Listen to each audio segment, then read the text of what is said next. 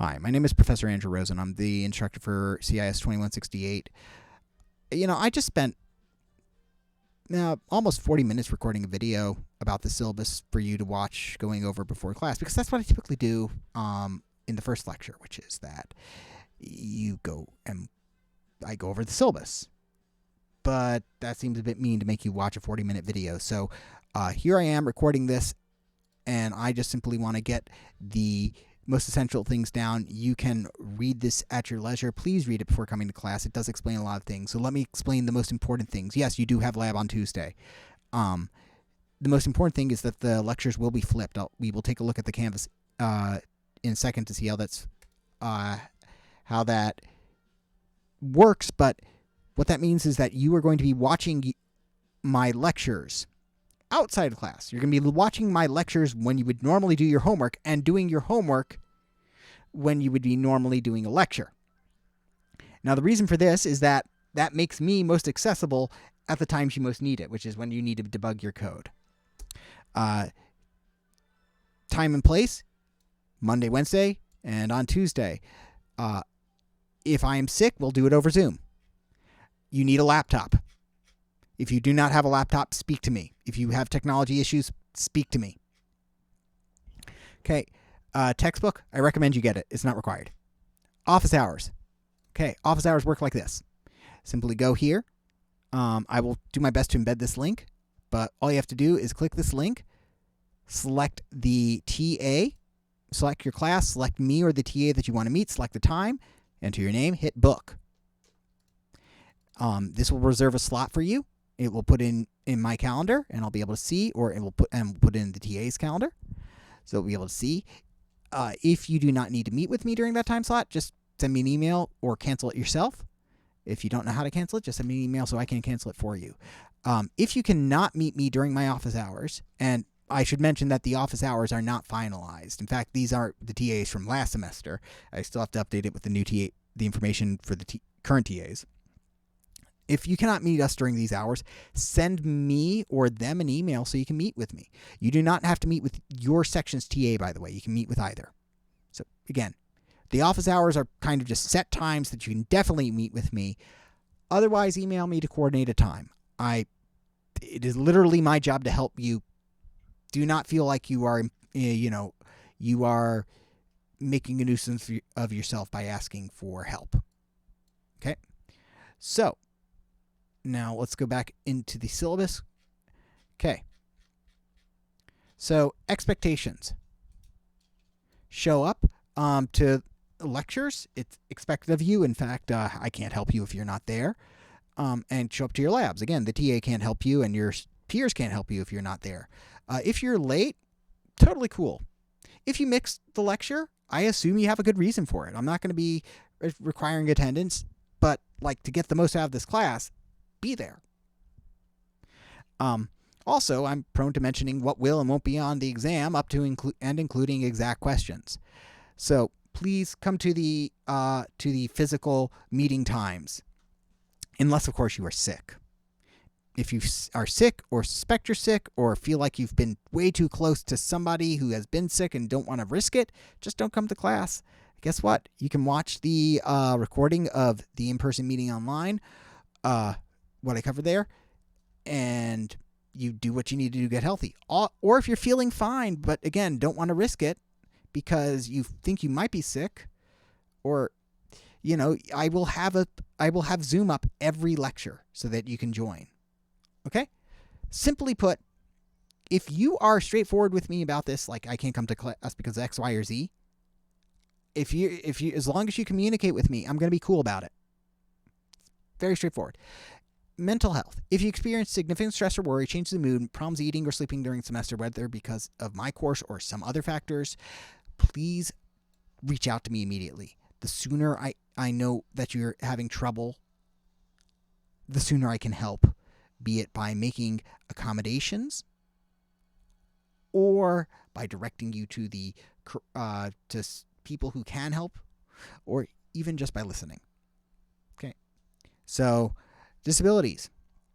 If you have an accommodation, contact me through DRS. I will be able to accommodate you. I will be recording my lectures. In fact, they're already recorded. If you are going to record it, you got to tell me, because Pennsylvania law, believe it or not, and university policy. But I will generally okay it. Grading, I'll go into more detail about this as we get closer to the end of the year, because that's when it comes up. But the breakdown is this, as you can see here. Obviously, your exams make up most of the weight in the class. Quizzes and assignments, less so. Quizzes are not the same as exams. They're very low stakes. I'll go into that in a second.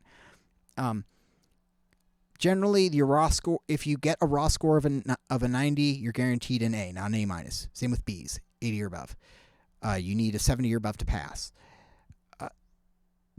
Last semester, I feel like more than a third of the class got A's. I've had some semesters where half the class got A's. If you earn an A, you will get an A, regardless of how other people perform in the class. The general scores are A's and B's, or people, they understand that they should withdraw. You'll generally have a good idea of how the course feels for you and the workload it's going to entail by week 4. Week 4 is generally is when I feel the difficulty peaks.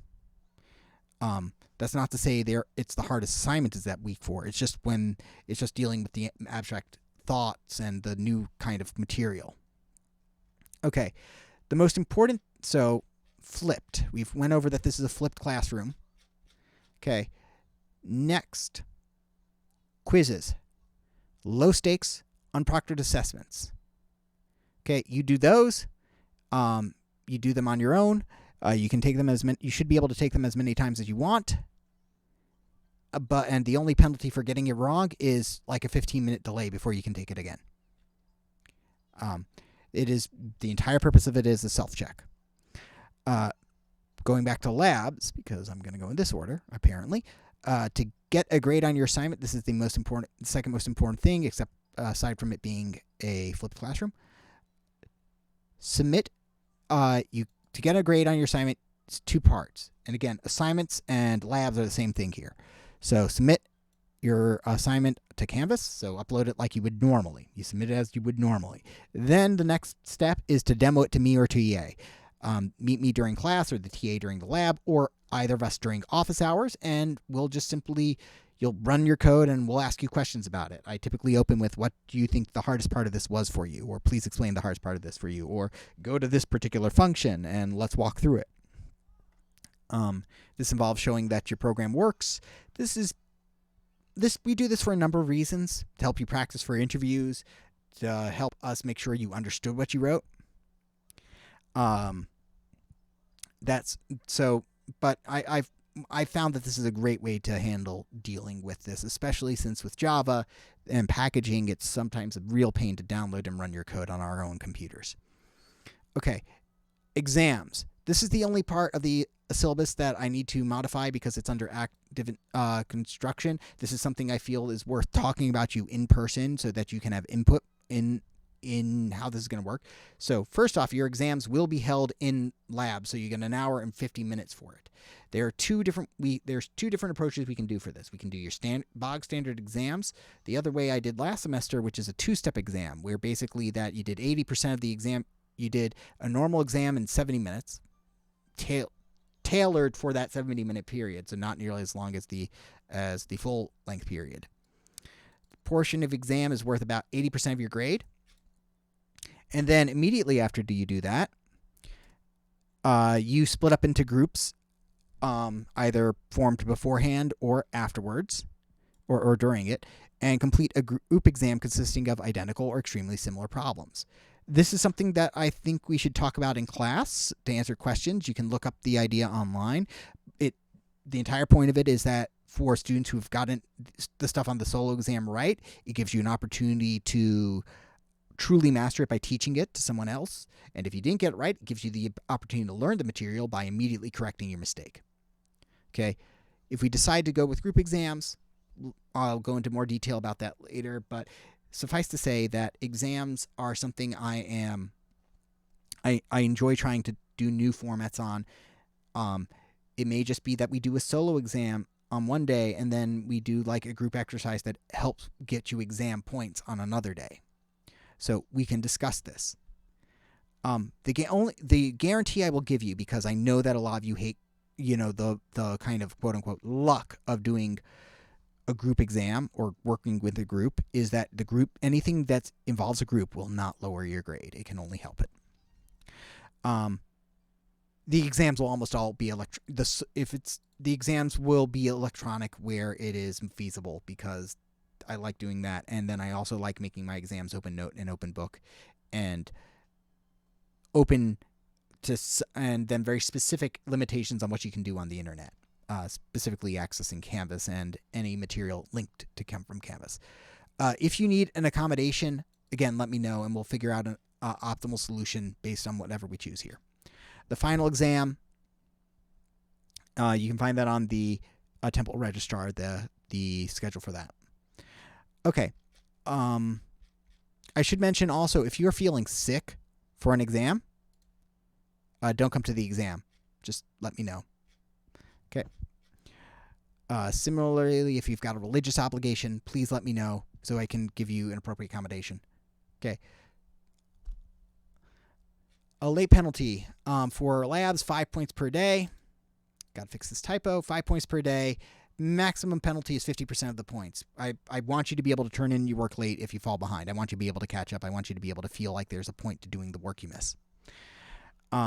If, of course, you're sick or whatever, right? Obviously, this, I can waive this. But if this is just for, getting too bogged down with work or forgetting assignments or just not having the appropriate time to complete it. Okay. Again, if it's illness related, just let me know. You have up to 2 weeks in general, you have up to 2 weeks to demo your lab. 2 weeks after the due date. But I generally waive this. The reason I have this clause is so that if a student comes in and pretends that, I didn't know I had to demo them all, or I forgot to demo them all at the end of the semester, which takes like so long to do because it's such a painful process, because they have to find all their code and run everything and then remember things or pretend to remember things. It's very painful. So this is just my way of being able to say no to anybody who leaves every single assignment to being due at the end of the semester. Finally, academic honesty. All right.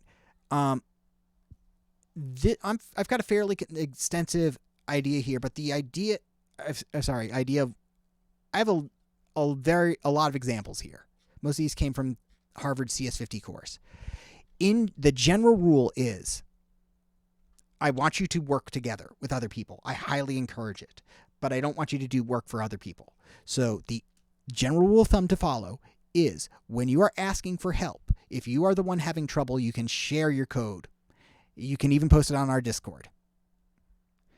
If you need help, you can reach out to your fellow classmates. You can show them your code. If you have a solution, don't show it to other people. Right? Generally speaking, when you ask for help, you may show your code to others, but you may not view theirs.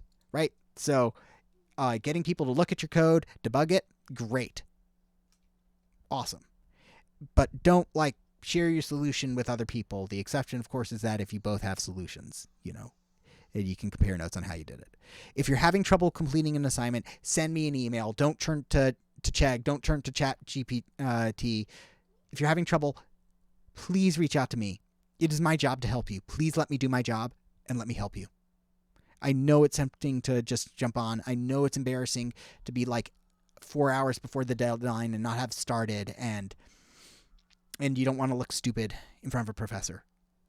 I've been that student. I've been the student who had 4 hours, who completely slacked off and had no work ethic, and decided that 4 hours was enough time to complete that assignment that needed 10, and then didn't do it because that was obviously not time. I have been that student who has made bad choices. I will not think you're an idiot. Please reach out to me. Let me help you. I want to help you. And I will not think you are an idiot for making the very human decision to decide to do something else and not realizing you just don't have enough time. That is a very human thing to do.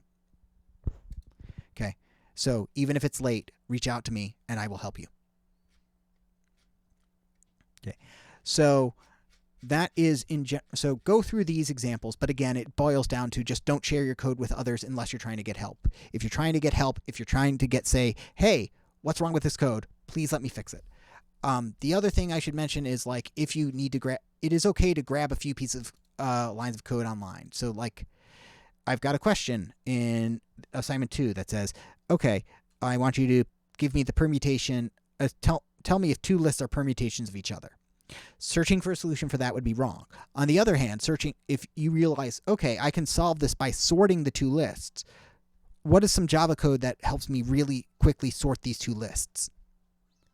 That's okay to find and like to grab from like Stack Overflow, so long as you cite what you do.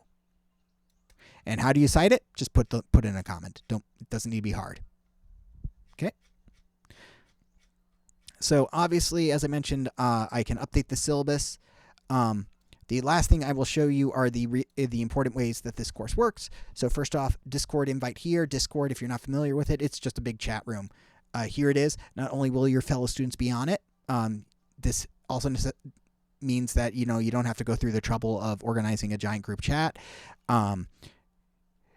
So you can join the various channels for the classes, and also people from the previous semester hang out and they will help, which I think is really cool. My direct link to YouTube is over here. The lecture recordings. So there's the lecture recordings, and then there's the pre-recorded stuff. So clicking here or here, and I gotta fix this link, will bring you to this page, which has the lectures from every semester, the in-person lectures. They are playlists, so you hit the top left, or you just hit here going to YouTube. I do not make any money from YouTube. I will never make any money from doing this. I would find it highly immoral to make money off of doing this. So feel free to install an ad blocker. In fact, I highly recommend installing an ad blocker so you don't have to worry about ads on my videos. So anything that you may miss or need to review from my classes are over here. So otherwise, you can start going through the modules by clicking on Start Here, if it will ever load. Start here. And this will help you, start going through each of the modules. You can hit next, hit next, hit next. But the modules, I find it easiest to access everything via hitting modules. And I go over, and basically this is just like step by step. So there's a couple things over here. For instance, this is a 10-minute video done by Crash Course that I find is great. It basically gives you an overview of everything we're going to be doing in about 10 minutes. Module 1. Here, I tell you what we're going to be doing. Then the videos. This is the playlist of the lectures to watch before coming to class. Now, this first week is a review. So, these first 5 videos will be stuff you definitely learned in 1068. 5, 6, and 7, they're smaller. These playlists are not that much. I promise you will never have more than I made it a goal to never give you more video a week than you would have in-person lecture time. So you're never going to have more than 2 hours of watching. This week is like these. Well, let's see. We have a 3-minute intro video that we did. We have 15-minute, 12-minute, 13-minute, 10-minute, 3-minute, 5-minute. I've tried to the average, the suggested time for lecture videos is 1 minute per grade level. So, around 15 minutes here. So this is, I tried to make it so that they are easy to digest chunks on YouTube, and they're on YouTube because it is the most accessible platform out there. Similarly, this is week 2 stuff. This is where we're getting into the new stuff. That's, I think, a bit closer to the 2-hour mark. So we have a well, you can go through it yourself. But again, it always opens with this really nice overview video that we did for a graduate class, and then we moved into this course. So again, just hit modules, and it will help you go through each of these stuff. So let's see, what time are we at? 20 minutes. Okay, I think this is a good stopping point. So I look forward to seeing you in class. Oh, right, one last thing. GitHub. All my code that I do in the videos is there. So, yeah. I look forward to seeing you in class. Don't forget to go to your lab on Tuesday. Thanks.